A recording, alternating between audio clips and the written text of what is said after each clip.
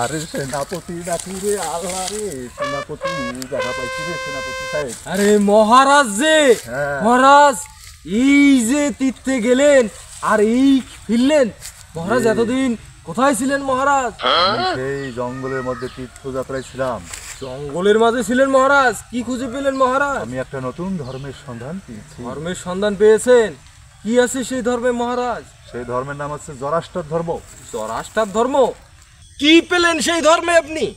সে ধর্মে আমি 7টা জিনিস পেয়েছি। 7টা জিনিস মহারাজ?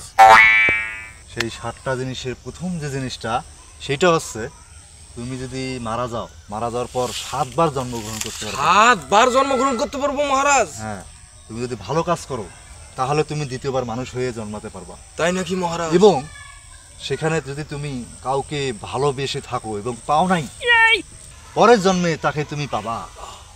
মহারাজ তাই নাকি? এই ধর্ম তো তাহলে ভালো একটা ধর্ম। হ্যাঁ, আরো অনেক বিষয় আছে, থাক ওগুলো তোমাকে বুঝিয়ে লাভ নেই। মহারাজ এটা না আমি বুঝলাম, কিন্তু একটা জিনিস আমার মাথায় কিছুতেই মহারাজ ঢুকছে না।